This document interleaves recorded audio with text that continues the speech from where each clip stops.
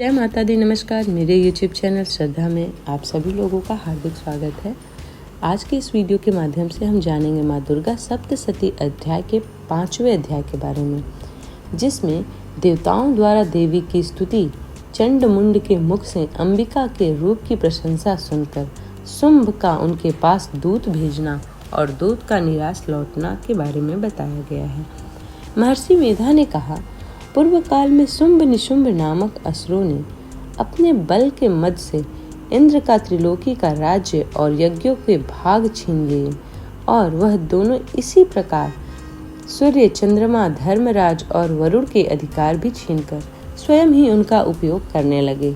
वायु और अग्नि का कार्य भी वही करने लगे और इसके पश्चात उन्होंने जिन देवताओं का राज्य छीना था उनको अपने अपने स्थान से निकाल दिया।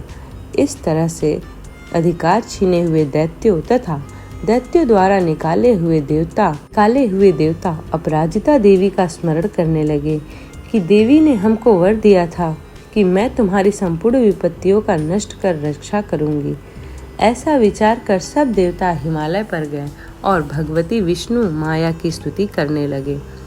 देवताओं ने कहा, हे देवी, आपको नमस्कार है, शिव को नमस्कार है, प्रकृति और भद्रा को नमस्कार है। हम लोग रौद्र, नित्या और गौरी को नमस्कार करते हैं। ज्योत्सनामयी चंद्र रूपिणी व सुख रूपा देवी को निरंतर नमस्कार करते हैं। शरणागतों का कल्याण करने वाली वृद्धि और सिद्धि रूपा देवी को हम बार बार नमस्कार करते हैं और नैऋति राजाओं की लक्ष्मी तथा सरवाड़ी को नमस्कार करते हैं। दुर्गा को, दुर्ग स्थलों को पार करने वाली दुर्ग पारा को, सारा सर्वकारिणी ख्याति कृष्ण और घुम्र देवी को सदैव नमस्कार करते हैं। अत्यंत सौम्य तथा अत्यंत रौद्र रूप को हम नमस्कार करते हैं। उन्हें हमारा बारंबार प्रणाम है। जगत की आधारभूत कृति देवी को बार बार नमस्कार करते हैं। जिस देवी को प्राणी मात्र विष्णु माया कहते हैं उसको नमस्कार है, उनको नमस्कार है, उनको नमस्कार है। जो देवी संपूर्ण प्राणियों में चेतना कहलाती हैं उनको नमस्कार है। जो देवी संपूर्ण प्राणियों में बुद्धि रूप से स्थित हों, जो देवी सब प्राणियों में निद्रा रूप से विराजमान है, जो देवी संपूर्ण प्राणियों में क्षुधा रूप से विराजमान है उनको नमस्कार है।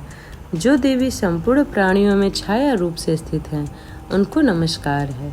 जो देवी सब प्राणियों में शक्ति रूप से स्थिर हैं उनको नमस्कार है। जो देवी संपूर्ण प्राणियों में तृष्णा रूप से स्थित हैं उनको नमस्कार है। जो देवी सब प्राणियों में शांति रूप से स्थित हैं, जो देवी सब प्राणियों में जाति रूप से स्थित हैं, जो देवी सब प्राणियों में लज्जा रूप से स्थित हैं, जो देवी संपूर्ण प्राणियों में श्रद्धा रूप से स्थित हैं, जो देवी संपूर्ण प्राणियों में कांति रूप से स्थित हैं, जो देवी सब प्राणियों में लक्ष्मी रूप से स्थित हैं उनको बारंबार नमस्कार है। जो देवी संपूर्ण प्राणियों में वृत्ति रूप से स्थित और जो देवी सब प्राणियों में स्मृति रूप से विराजमान है, जो देवी प्राणियों में दया रूप से स्थित हैं, जो देवी सब प्राणियों में तुष्टि रूप से स्थित हैं उनको बारंबार नमस्कार है। जो देवी संपूर्ण प्राणियों में मातृ रूप से स्थित हैं उनको नमस्कार है। जो देवी संपूर्ण प्राणियों में भ्रांति रूप से हैं, जो देवी संपूर्ण प्राणियों में नित्य व्याप्त रहती हैं, जो देवी इस पूरे संसार में व्याप्त कर स्थित हैं और जो देवी पूर्व काल में देवताओं ने अपने अभिष्ट फल पाने के लिए जिनकी स्तुति की है उनको नमस्कार है। पूर्व काल में देवताओं ने अपने अभिष्ट फल पाने के लिए जिनकी स्तुति की है और देवराज इंद्र ने बहुत दिनों तक जिनका सेवन किया है, वह कल्याण की साधना भूता ईश्वरी हमारा कल्याण और मंगल करें तथा सारी विपत्तियों को नष्ट कर डालें। असुरों के सताए हुए हम संपूर्ण देवता उस परमेश्वरी को इस समय नमस्कार करते हैं तथा जो भक्ति पूर्वक स्मरण किए जाने पर तुरंत ही सब विपत्तियों को नष्ट कर देती हैं, वह जगदम्बा इस समय हमारा मंगल करे और हमारी समस्त विपत्तियों को दूर करे। महर्षि मेधा ने कहा, हे राजन, इस प्रकार जब देवता स्तुति कर रहे थे तो उसी समय पार्वती देवी गंगा के स्नान करने के लिए आईं। तब उनके शरीर से प्रकट होकर शिवादि देव बोली, शंभु दैत्य के द्वारा स्वर्ग से निकले हुए और निशुंभ से हारे हुए यह देवता मेरी स्तुति कर रहे हैं। माता पार्वती के शरीर से अंबिका निकली थी, इसलिए उनको संपूर्ण लोक में कौशिकी कहते हैं। कौशिकी के प्रकट होने के पश्चात पार्वती देवी के शरीर का रंग काला हो गया और वह हिमालय पर रहने लगी, कालिका देवी के नाम से प्रसिद्ध हुई। फिर शुंभ और निशुंभ के दूत चंडमुंड वहां आए और उन्होंने परम मनोहर रूप वाली अंबिका देवी को देखा। फिर वह शुंभ के पास जाकर बोले, महाराज, एक अत्यंत सुंदर स्त्री हिमालय को प्रकाशित कर रही है। वैसा रंग रूप आज तक हमने किसी स्त्री में नहीं देखा। हे असुरेश्वर, आप यहाँ पता लगाएं कि वह कौन है और उसको ग्रहण कर ले। वह स्त्री स्त्रियों में रत्न है। वह अपनी कांति से 10 दिशाओं को प्रकाशित करती हुई वहाँ स्थित है, इसलिए आपका उनको देखना उचित है। हे प्रभु, तीनों लोगों की हाथी, घोड़े और मणि इत्यादि जितने रत्न हैं, वह सब इस समय आपके घर में शोभायान कर रहे हैं। हाथियों में रत्न रूप ऐरावत हाथी और उच्चैश्रवा नामक घोड़ा तो आप इंद्र से ले आए हैं। हंसों द्वारा जुदा हुआ विमान जो कि ब्रह्मा जी के पास था, अब वो भी आपके पास ही है। और यह महापद्य नामक खजाना आपने कुबेर से छीन लिया। समुद्र ने आपको सदा खिले हुए फूलों की किंजलकनी नामक माला दी है। वरुणा का कंचन की वर्षा करने वाला क्षेत्र भी आपके पास है। रथों में श्रेष्ठ प्रजापति का रथ भी आपके ही पास है। से उत्क्रांतिका नामक शक्ति भी आपने छीन ली है और वरुण का पास भी आपके भ्राता निशुंभ के अधिकार में है। और जो अग्नि में जल न सके ऐसे 2 वस्त्र भी अग्निदेव ने आपको दिए हैं।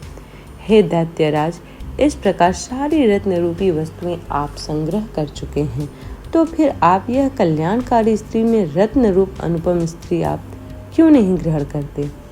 महर्षि मेधा बोले, चंडमुंड का यह वचन सुनकर शुंभ ने विचार किया कि सुग्रीव को अपना दूत बनाकर देवी के पास भेजा जाए। प्रथम उसको सब कुछ समझा दिया और कहा कि वहां जाकर तुम उनको अच्छी तरह से समझाना और एक उपाय करना जिससे वह प्रसन्न होकर तुरंत मेरे पास चली आए। भली प्रकार समझा कर कहना। दूत सुग्रीव पर्वत के उस रमणीय भाग में पहुंचा जहां देवी रहती थी। दूत ने कहा, हे देवी, दैत्यों का राजा शुंभ जो इस समय तीनों लोकों का स्वामी है, मैं उसका दूत हूँ और यहाँ तुम्हारे पास आया हूँ। संपूर्ण देवता उसकी आज्ञा एक स्वर से मानते हैं। अब जो कुछ उसने कहला भेजा है वह सुनो। उसने कहा है कि इस समय संपूर्ण त्रिलोकी में मेरे वश में है और संपूर्ण यज्ञों के भाग को पृथक पृथक मैं ही लेता हूँ और तीनों लोकों में जितने श्रेष्ठ रत्न वह सब मेरे पास है। देवराज इंद्र का वाहन ऐरावत मेरे पास है जो मैंने छीन लिया है। उच्चैश्रवा नामक घोड़ा जो क्षीर सागर मंथन करने से प्रकट हुआ था, उसे देवताओं ने मुझे समर्पित किया है। हे सुंदरी, इनके अतिरिक्त और भी जो रत्न आभूषण पदार्थ देवताओं के पास थे वह सब कुछ मेरे पास है। हे देवी, मैं तुम्हें संसार की स्त्रियों में रत्न मानता हूँ क्योंकि रत्नों का उपभोग करने वाला मैं ही हूँ। हे चंचल कटाओं वाली सुंदरी, अब यह मैं तुझ पर छोड़ता हूँ कि तू मेरे या मेरे भाई महापराक्रमी निशुंभ की सेवा में आ जाए। यदि तू मुझे वरेगी तो तुझे अतुल महान ऐश्वर्य की प्राप्ति होगी। अतः तुम अपनी बुद्धि से यह विचार कर मेरे पास चली आओ। महर्षि मेधा ने कहा, दूत के ऐसा कहने पर संपूर्ण जगत का कल्याण करने वाली भगवती दुर्गा माँ मन नहीं मन मुस्कुराई और इस प्रकार कहने लगी। देवी ने कहा, हे दूत, तू जो भी कुछ कह रहा है वह सत्य है और इसमें किंचित मात्र भी झूठ नहीं है। हे शुंभ, इस समय तीनों लोकों का स्वामी है और निशुंभ भी उसी की तरह पराक्रमी है, किंतु इसके संबंध में मैं जो प्रतिज्ञा कर चुकी हूँ किंचित मात्र भी झूठ नहीं है। शुंभ इस समय तीनों लोकों का स्वामी है और निशुंभ भी उसी की तरह पराक्रमी है, किंतु इसके संबंध में मैं जो प्रतिज्ञा कर चुकी हूँ उसे मैं कैसे झुठला सकती हूँ। अतः तू मैंने जो प्रतिज्ञा की है उसे सुन। जो मुझे युद्ध में जीत लेगा और मेरे अभिमान को खंडित करेगा तथा बल में मेरे समान होगा, वही मेरा स्वामी होगा। इसलिए शुंभ अथवा निशुंभ यहाँ आवे और युद्ध में जीत कर मुझसे विवाह कर लें। इससे भला देर क्या, आवश्यकता क्या है। दूत ने कहा, हे देवी, तुम अभिमान में भरी हुई हो, मेरे सामने तुम ऐसी बातें न करो। इस त्रिलोकी में मुझे तो ऐसा कोई दिखाई नहीं देता जो कि शुंभ और निशुंभ के सामने ठहर सके। हे देवी, जब अन्य देवताओं में से कोई शुंभ व निशुंभ के समान युद्ध न कर सका, युद्ध में नहीं ठहर सकता, तो तुम जैसी स्त्री उनके सामने रणभूमि में ठहर सकोगी। जिन शुंभ और आदि असुरों ने सामने इन शुंभ आदि असुरों के सामने इंद्र आदि देवता नहीं ठहर सके, तो फिर तुम अकेले स्त्री उनके सामने कैसे ठहर सकोगी। अतः तुम मेरा कहना मानकर उनके पास चले जाओ, नहीं तो जब वह तुम्हें केस पकड़कर घसीटते हुए ले जाएंगे तो तुम्हारा गौरव नष्ट हो जाएगा। इसलिए मेरी बात मान लो। देवी ने कहा, जो कुछ तुमने कहा ठीक है। शुंभ और निशुंभ बड़े बलवान हैं, लेकिन मैं क्या कर सकती हूँ, क्योंकि मैं बिना विचारे प्रतिज्ञा कर चुकी हूँ। इसलिए तुम जाओ और मैंने जो कुछ भी कहा वह सब आदरपूर्वक असुरेंद्र से कह दो। इसके पश्चात जो वह उचित समझे। इस प्रकार माँ दुर्गा सप्तशती का 5वां अध्याय भी समाप्त होता है। उम्मीद करती हूँ कि आज की ये वीडियो आप लोगों को पसंद आई हो। वीडियो पसंद आई हो तो वीडियो को लाइक करें, चैनल को सब्सक्राइब करें। इसी प्रकार के वीडियोस को प्राप्त करने के लिए चैनल को सब्सक्राइब करना ना भूलें। मिलते हैं अगले अध्याय में, तब तक के लिए जय माता दी।